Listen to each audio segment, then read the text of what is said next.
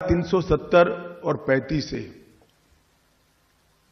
ये हमारे देश को एक प्रकार से हमारे देश के साथ कश्मीर को एकरूप होने से रोकने वाले व्यवधान थे।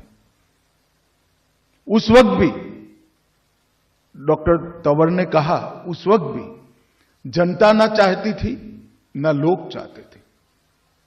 संविधान सभा में भी बहुमत नहीं चाहता था कि धारा 370 संविधान का हिस्सा बने। खैर मगर बन गया।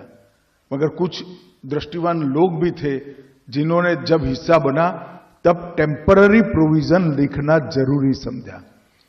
और मित्रों, जो चीज कृत्रिम होती है, प्राकृतिक नहीं होती है, नेचुरल नहीं होती है, वो उसका आयुष्य लंबा नहीं होता है। और नरेंद्र मोदी जी के दृढ़ संकल्प ने 5 अगस्त 2019 को धारा 370 को समाप्त कर एक कलंकित अध्याय हमारी आजादी का समाप्त करने का, आजादी के बाद के इतिहास का समाप्त करने का काम किया। और वहीं से कश्मीर का भारत के साथ, बाकी भारत के हिस्सों के साथ ही विकास का अध्याय शुरू होता है। कई बार मुझे कई लोग प्रश्न पूछते हैं कि धारा 370 और आतंकवाद का क्या रिश्ता है। उनको मालूम नहीं है। धारा 370 ने ही घाटी के युवाओं के मन में अलगाववाद का बीज बोने का प्रयास किया। मुस्लिम आबादी देश के कई हिस्सों में है। किसी भी स्थान पर क्यों आतंकवाद नहीं आया? फिर एक दलील देते हैं पाकिस्तान से सटा हुआ है। गुजरात भी पाकिस्तान से सटा हुआ है, राजस्थान भी पाकिस्तान से सटा हुआ है। क्यों वहां आतंकवाद नहीं आया? धारा 370 ने भारत और कश्मीर का जुड़ाव टेम्पररी है ऐसा एक भ्रांति फैलाने का काम किया, जिसने अलगाववाद के बीज बोए जो आने वाले दिनों में आतंकवाद में परिवर्तित हुए। और ये दुर्भाग्यपूर्ण बात है कि 40,000 से ज्यादा लोग आतंकवाद के बलि चढ़ गए। कश्मीर का विकास दशकों तक पीछे चला गया और कश्मीर के अंदर सालों तक आतंकवाद का नंगा तांडव होता रहा और देश मूक दर्शक बनकर देखता रहा। मित्रों, धारा 370 समाप्त होने के बाद आतंकवादी घटनाओं में 70% से ज्यादा कमी हुई है।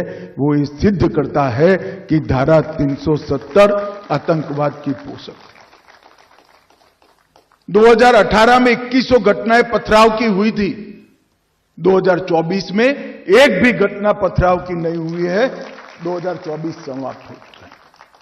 25,000 से ज्यादा पंच, सरपंच, तहसील पंचायत के सदस्य, जिला पंचायत के सदस्य चुनाव जीत कर आए हैं। अपना अपना गांव, अपनी अपनी तहसील, अपना अपना जिला चला रहे हैं। वहां पंचायती राज, लोकतंत्र पाताल तक गहरा चला गया। लोकसभा के चुनाव हुए, विधानसभा के चुनाव हुए। 33 साल में सबसे ज्यादा रिकॉर्ड मतदान अगर कभी हुआ तो अभी हुआ है। अब इंडस्ट्री भी जा रही है। 2 करोड़ 11 लाख टूरिस्ट जा रहे हैं। एक साल में 2024 में 324 सीरियल या फिल्मों का फिल्मांकन कश्मीर में हुआ है। जो एक जमाने में 60 के दशक में हुआ करता था, वो आज शुरू हो चुका है। 33 साल के बाद घाटी में थिएटर में नाइट शो चला है। 34 साल के बाद ताजिया का जुलूस हुआ है और लाल चौक पर जन्माष्टमी, कृष्ण जन्माष्टमी की यात्रा भी देखने को मिलती है। ये सारा 19 से 24 की यात्रा जो पोस्ट आर्टिकल 370 5 साल है उसमें देखने को मिला है। और दुनिया का सबसे बड़ा रेलवे आर्च ब्रिज कहीं पर है तो आज कश्मीर में है। सबसे लंबा दुनिया का टनल, एशिया का सबसे बड़ा लंबा टनल कहीं पर है तो कश्मीर में है। भारत के पहला केबल स्टे रेल ब्रिज कहीं पर बना है तो कश्मीर में बना है। IIT, IIM, 2 एम्स, 9 सरकारी मेडिकल कॉलेज, 5 नर्सिंग कॉलेज, 2 राज्य के कैंसर संस्थान, 8 महाविद्यालय, बन चुके हैं और 24 बन रहे हैं। 59 कॉलेजों को मान्यता दी गई है और हाईवे टनल का निर्माण हो रहा है। मित्रों, ये सारा एक 10 साल में हुआ है। कांग्रेस के मित्रों को हम पर आरोप लगाने का बहुत खुली छूट है। आप कुछ भी कह सकते हो, राजनीति में आरोप लगा सकते हो, मगर मैं एक छोटा सा सवाल पूछना चाहता हूं, इसके 10% भी आपके 70 साल में क्यों नहीं हुआ? इसका हिसाब आपको देश और कश्मीर की जनता को देना चाहिए।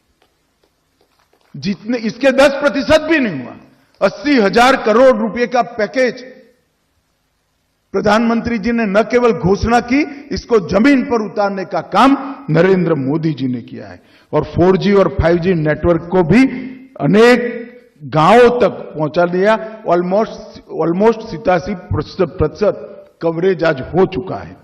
मित्रों, और मैं आज कहना चाहता हूं कि हमने न केवल आतंकवाद पर कंट्रोल पाया है, इसको रोकने में सफलता प्राप्त की है, हमने आतंकवाद की इकोसिस्टम को भी घाटी में से पूर्णतया समाप्त करने का काम नरेंद्र मोदी सरकार